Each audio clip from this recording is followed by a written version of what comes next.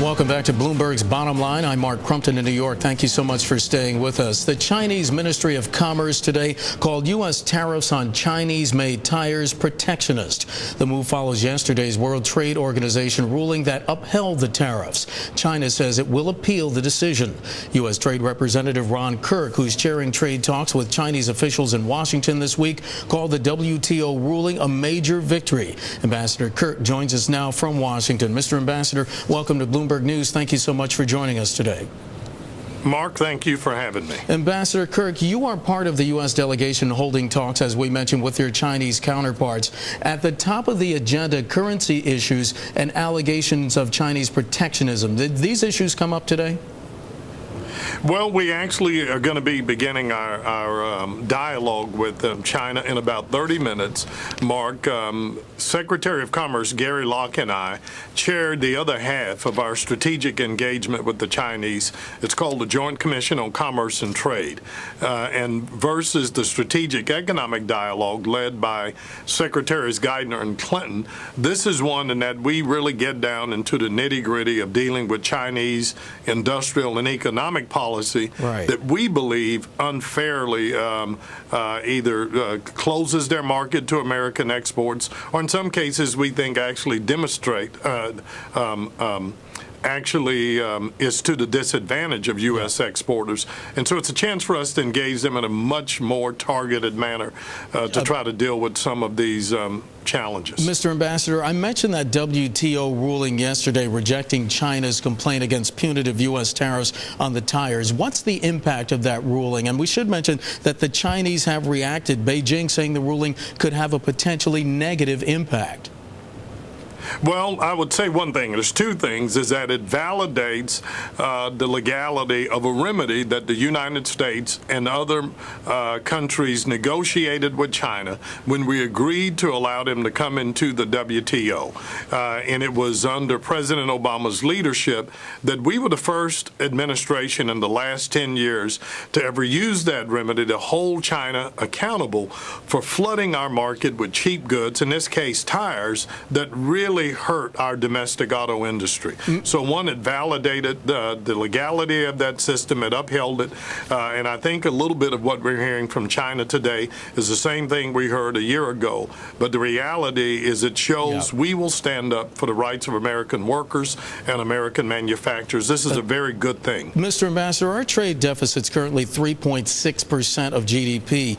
How is that growing trade gap affecting the jobs picture here at home? And if we narrow that trade deficit, isn't that a job-creating engine in and of itself? Well, I want to be careful. Certainly, Mark, a big part of our rationale behind President Obama's export strategy to rebalance our trade agenda is to get us to building, growing, creating more, and selling that around the world, which is directly correlative to our ability to create jobs. At the same time, it does help us to narrow that trade deficit. But there are many things that contribute to that deficit, some of which is we're buying products and goods and services and materials that we can't get here.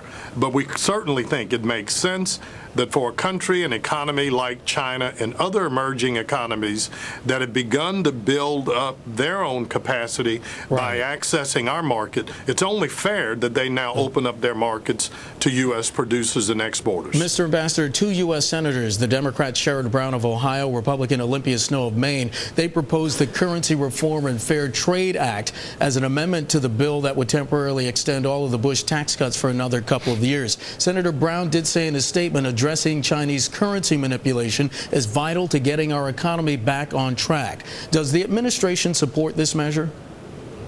Well, I can't speak to that particular legislation. I haven't seen it. I will say this.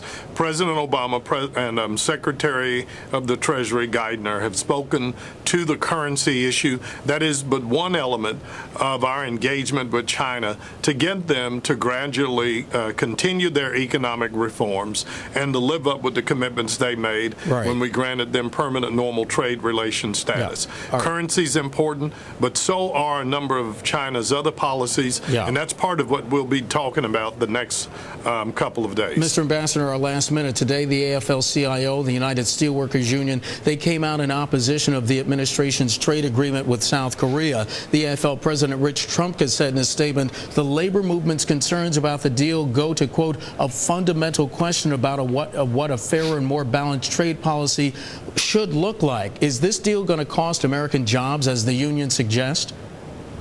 Absolutely not. And I very much respect the opinion of President Trumka and others. But what I'm more impressed with is the steelworkers did issue a press release today praising our administration for taking the strong stance to protect American workers that we did in the 421 case. And with respect to the proposed Korea trade agreement, it has been endorsed by both the United Auto Workers, who are most directly affected by this, and the United Food and Commercial Workers. It is a very balanced agreement. It's one that has the potential to help us add almost 70,000 jobs and protect the over 250,000 jobs that are already tied to our exports to Korea.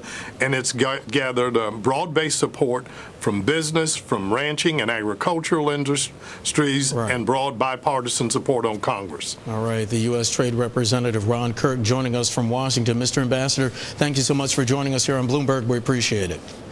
Mark, thank you much, and I would invite your listeners to visit us at ustr.gov if they want to learn anything more about any of the issues we discussed today. All right, Mr. Ambassador, thank you so much for your time. We appreciate it.